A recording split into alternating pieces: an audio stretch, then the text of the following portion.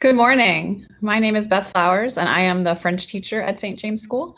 I teach French 1, 2, 3, 4, sometimes 5, AP. I teach all the levels. So if your son or daughter is taking French, they will have me for the duration, which can be good and bad. um, I went to, just so you know a little bit about me, I went to the Petty School, boarding school in Hightstown, New Jersey, and was a faculty brat there. So I understand a little bit from a different perspective, the boarding school life. I then went on to Dickinson College in Carlisle, Pennsylvania, where I earned my BA in French. I've been teaching, this is my 28th year of teaching French. A little bit of Bible, a little bit of math thrown in there at other places, but French every year for 28 years.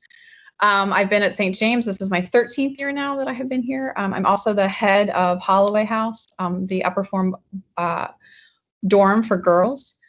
St. James, when I was looking for a job 13 years ago, I had interviews at a handful of schools, but the second I stepped on campus at St. James, I knew this is where I wanted to be. The tradition that is found here and the relationships, which I think is really important, which I think are really important. The expectation for a relationship, I think, is really important when you're both for high school students in general, but particularly high school students at a boarding school. I think that they need adult relationships and to learn how to relate to each other without a screen, which is kind of ironic in this COVID age where all we're doing is relating through screens. But I do really appreciate the expectation for face-to-face conversation here at St. James. French 2 is a nice follow-up to French 1 in that it is still foundational. We're still learning a lot of grammar and a lot of vocabulary sprinkled with culture. This is still the era of survival French. So if they were to go to France, would they be able to go to a restaurant and order? Would they be able to buy tickets to take the metro? Would they be able to buy stamps to send a postcard? Which is interesting, as they don't know how to do that in America. So sometimes we have to teach them general things in America or in their own country before they can learn what the French do, which is a fun challenge. Culture is sprinkled in, whether it be a video that we watch or readings that are in the book. That's about twice every chapter we do that. Sometimes the videos can be authentic. Sometimes they are from, there's this lady called Geraldine who has a website called Comme une Française, where she explains cultural things in English sprinkled with French. And she's pretty entertaining. So sometimes I like to throw those in so that they're learning not just about, they know more than just their own little world. And we do expand, it's francophonie, it's the French-speaking world, so it's not just France. We could be talking about Vietnam, we could be talking about Quebec, Haiti, Martinique, Madagascar, any number of places, trying to throw the net wide so that they learn about different French cultures, French-speaking cultures. They do have homework nightly. The homework is posted on Blackboard on the day it is due. So if we have class Monday, their homework for Tuesday is posted on Tuesday. In addition to that, for those students that are online, we have 5 students in class, 3 students online right now. I post everything in Microsoft Teams in the French 2 team page. I'm going to share my screen, so you're going to get a taste of what the students have to go through. Give me a second. Here we go. So if this is, they would see their team right here, French 2. And right here we have little groups, salle de petit groupe. There are some of them are spelled wrong because it autocorrects.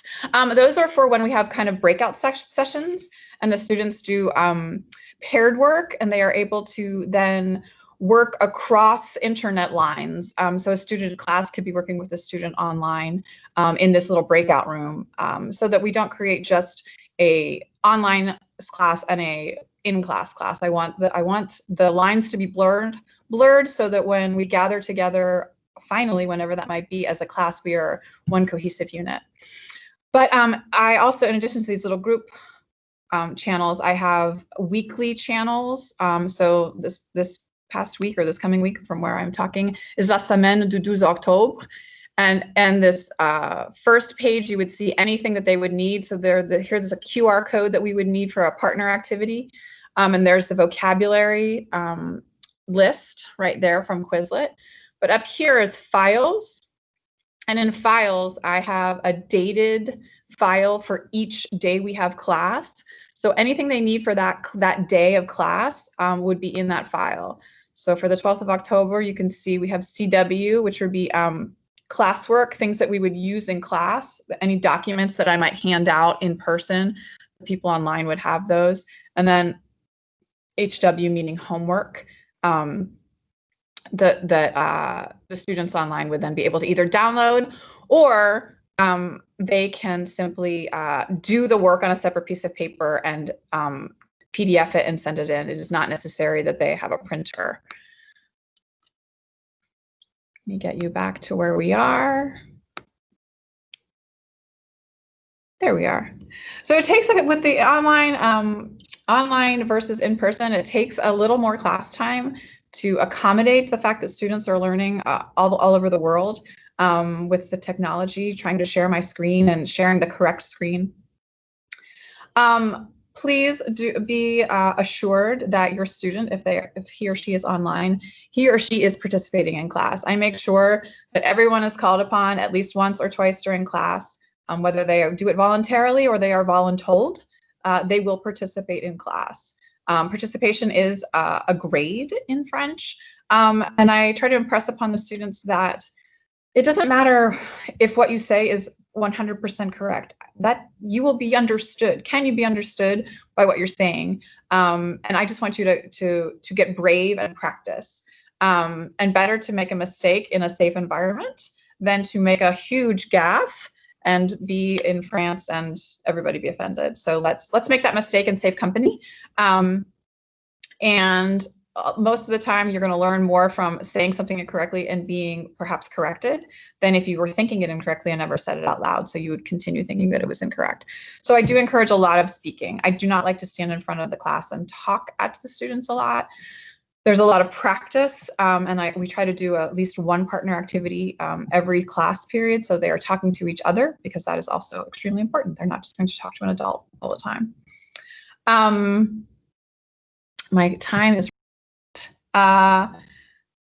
if you need to contact me, please do not hesitate. My email address is ceflowers@stjames.edu. That's the easiest way to get to me.